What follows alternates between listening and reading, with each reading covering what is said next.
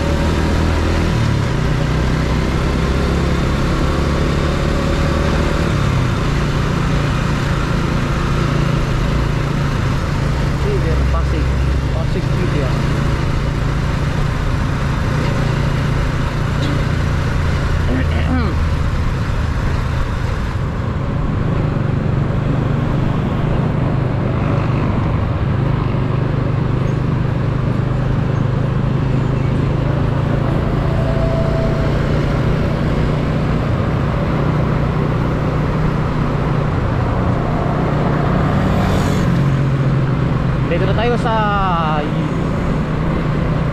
elevated U-turn sa Kalayaan. Sakop na to ng Taguig. This is Taguig area.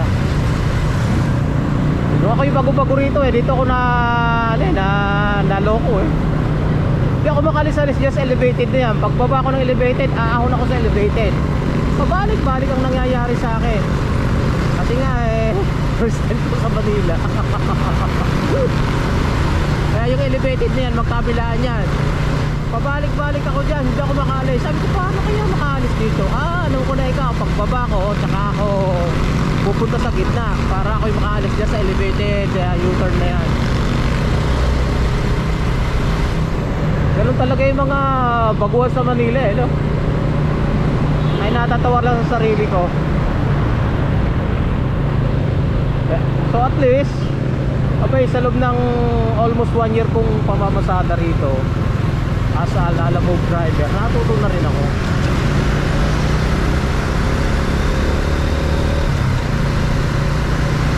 Yung kanan na yan, yung market.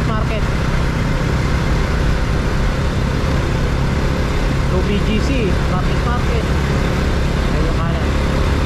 Tayo naman, dediretso tayo ron hanggang doon sa may papuntang Islex.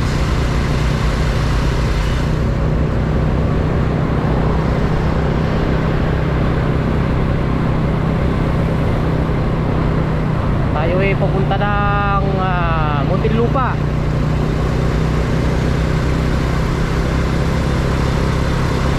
Pataas na Muntinlupa, ayun, San Pedro, Laguna, Binyan, Laguna, Santa Rosa. Yun na yun.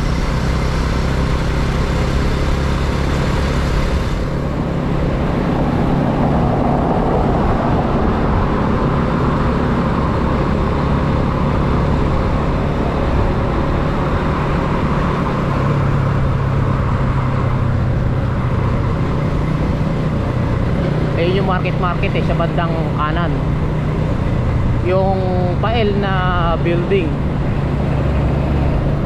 yan SM Aura pala. Ayun, SM Aura yung nasa kanan eh.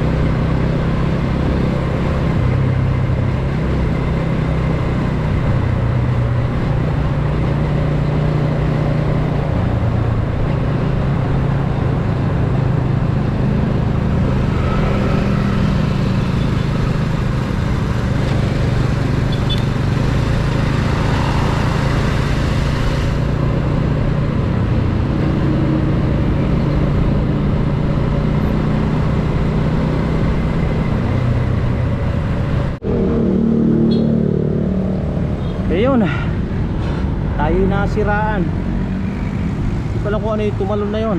Tumagatok, tumalon. Tingnan natin.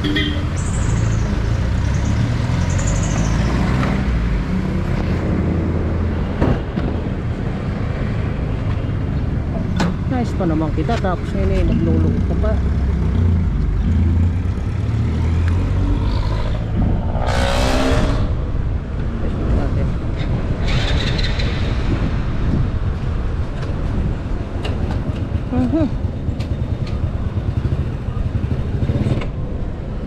Yun ang hindi ko alam kung ano nangyari.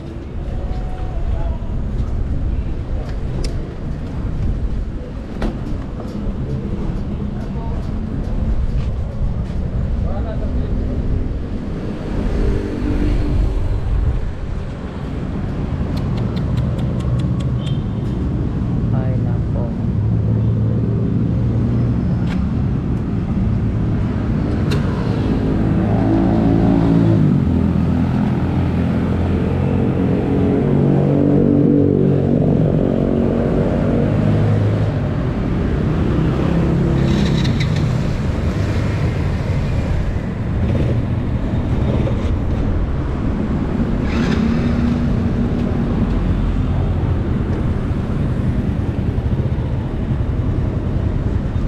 Nakakambyo siya pero hindi umiikot.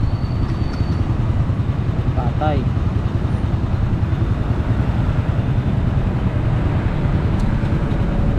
Hindi ko alam kung ano ang problema nito.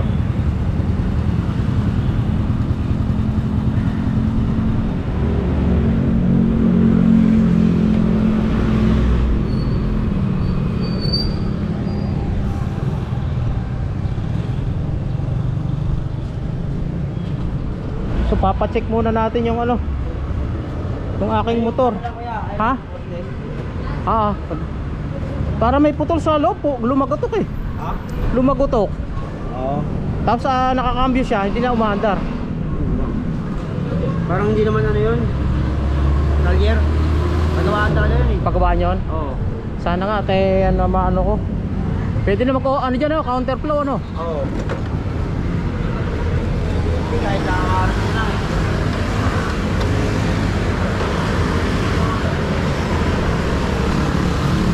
Kasi papatingnan natin sa manggagawa kung ano yung nasira, lumagotok.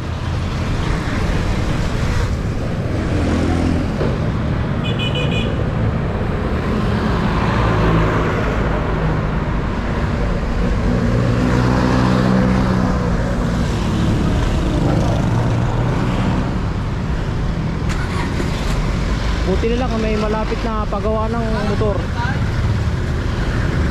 Papagawa natin.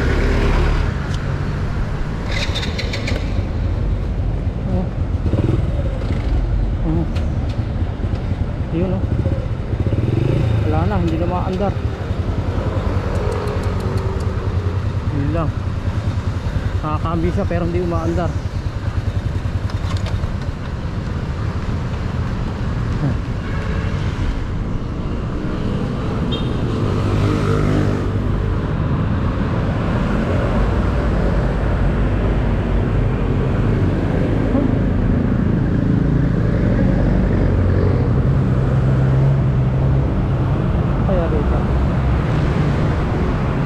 Boss, good morning.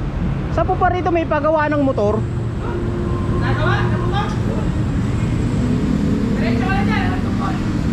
Pagka sa Sogo, meron dyan. Diretso yung mga may makikita. Diretso na Sogo na yan. Tapat na ng mall na yan. Ayala Malls. Ay, salamat sir. Okay.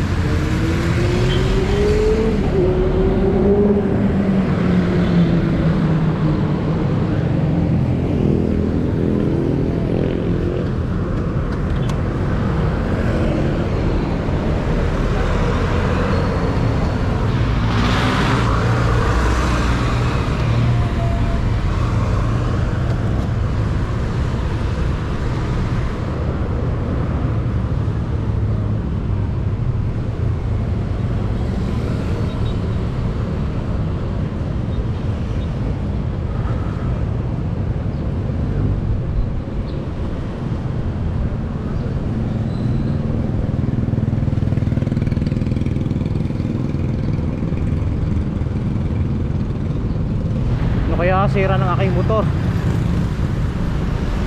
Pag ikinakabyo, hindi naman siya umaandar. Kaso lang napakalakas ng laguto kanina.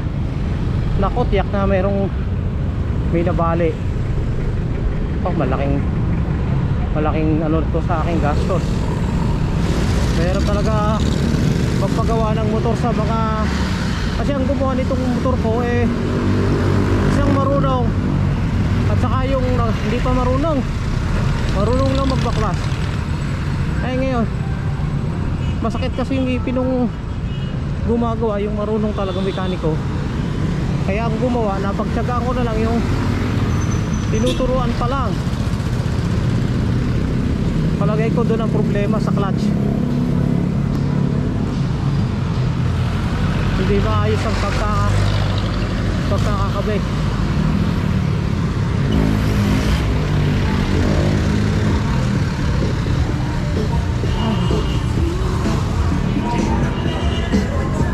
Gumagawa sir dito ng motor? Gumagawa po ng motor? Biglang may lumagutok eh. May biglang lumagutok. Tapos kinakabyo ay na umandar.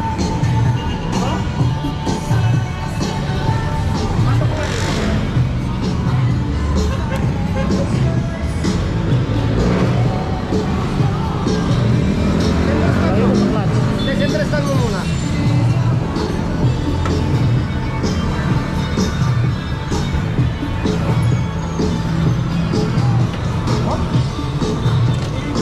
Yun. Gumagalaw yung ano rin nila. Sa loob to. Ha? Pinabuksan mo to? Pinabuksan mo to? Pinabuksan sa hindi marunong. Kaya pala, bumitaw yan sa loob. Nagtiwala ako kasi wala namang mekaniko, may sakit ng ipin. Ah, Tiwala ako sa hindi marunong eh. bumitaw dito sa loob.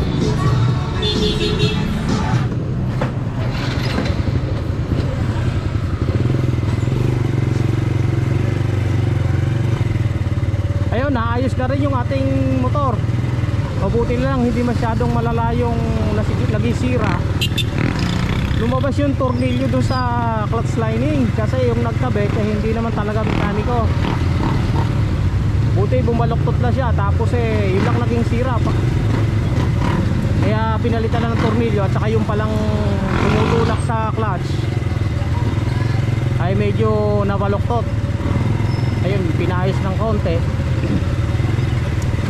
Buti naman nagawa ng paraan ng mekaniko.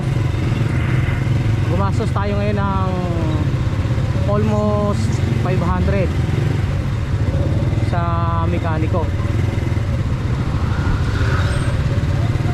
Mabuti na lang dito sa Muntinlupa na sira, maraming maraming tawag dito. Ayun ang problema.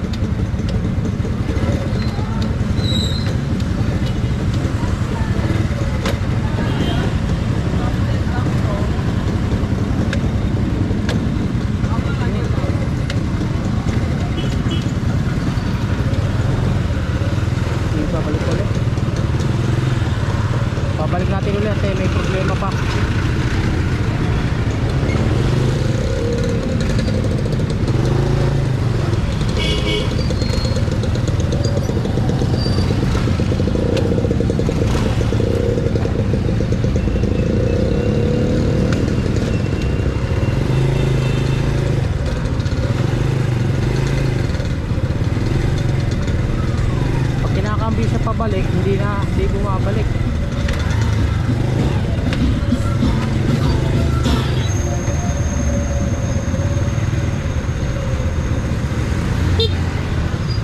Hindi bumabalik pag pa sa ano, sa hulihan. Ayun. Ayaw po mag-release. Hindi, nagre-release siya kaso lang ayaw bumalik yung cambio niya. Yung ayun. Tayo na lang po. Bumili lang ulam. Puntan ba? Yan. Slider.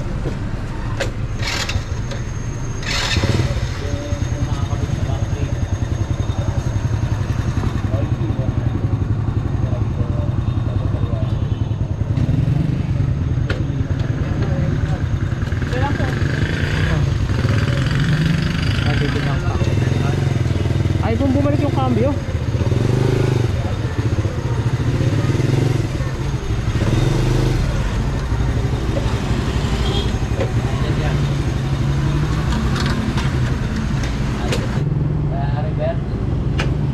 Sa reverse, pag tinatapakan ay nang bumalik ulit yung cambio. Ayun o.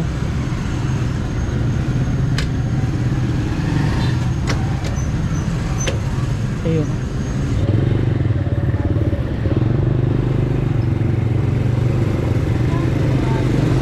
Oh, dalawang beses na ginawa tong ating motor kasi hindi nakita yung isang spare parts na maliit sa may clutch release ay may crack pala, kaya nung magka-crack ayaw bumalik nung cambio kasi may crack na yung clutch release. So winelding muna yung uli yun. So binuksan uli yung makina at saka winelding yung maliit na spare parts na yun. Sana okay na pero di ako magtitiwala kasi long drive yung ating next na destination, Magili. Eh papalitan ko yung spare parts na yun kasi winelding lang, hindi siya talaga ano pagkakatiwalaan ng mahabang gamit.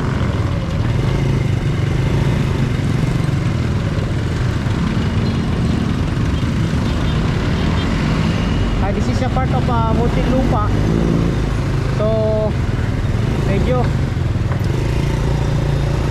malayo-layo pa tayo. Dadaan pa tayo ng San Pedro, Laguna, Binyan, Laguna at saka na Santa Rosa. Kailangan talaga pagka maglalakbay ka sa ganitong medyo malayong lugar o kahit nan malapit, meron kang dalang pera. Yun ang importante. Tumawat na tayo nasiraan. Dalawang beses na binakbak ang ating motor. So gumastos tayo ng almost 600. Nag-additional ng 100 dahil dun sa pag-welding. Gagamit lang natin yung motor papunta na Santa Rosa at pabalik ng Bulacan.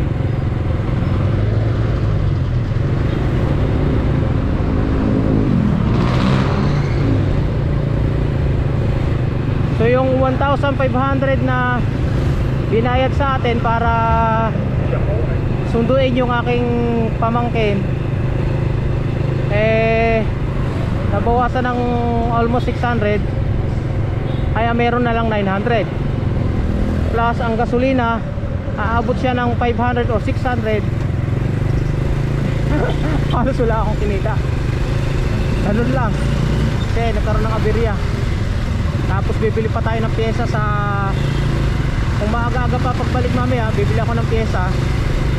Dadaan kami ng Caloocan para bumili ng pyesa na yun. Ay nakakalungkot. Kaya mahirap talaga magtiwala sa hindi mekaniko. Nadodoble ang gastos. Ay nako. Alas 12:30 na, hindi pa ako kumakain ng tanghalian. Oh. Dahil nagka-aberya yung ating motor. Sana okay na hanggang sa makabalik. Sa wakas. Nakarating din.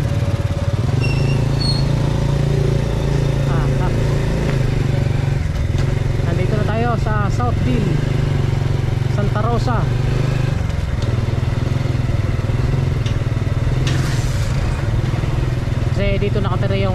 aking susunduin pabalik ng Bulacan.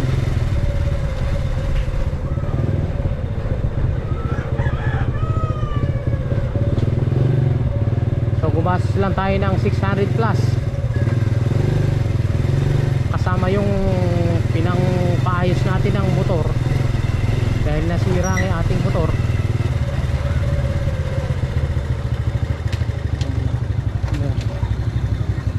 Ito ba yan? Tama ba?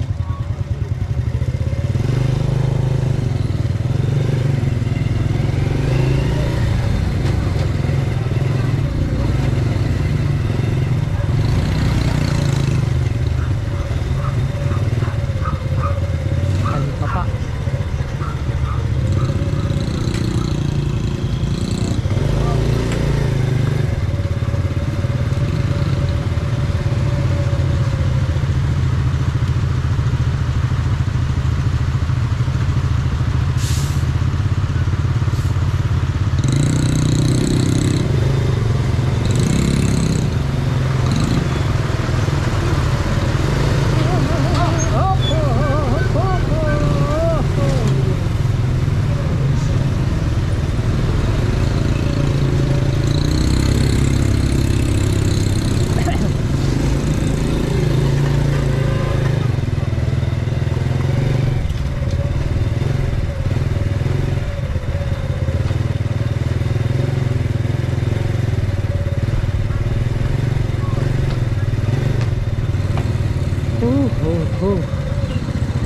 Konting usog na lang at tayo makakarating na.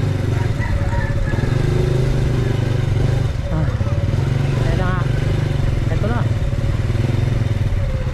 ang lugar na ito. Nandiyan ba siya na? Nasiraan ako kaya ako'y natagalan.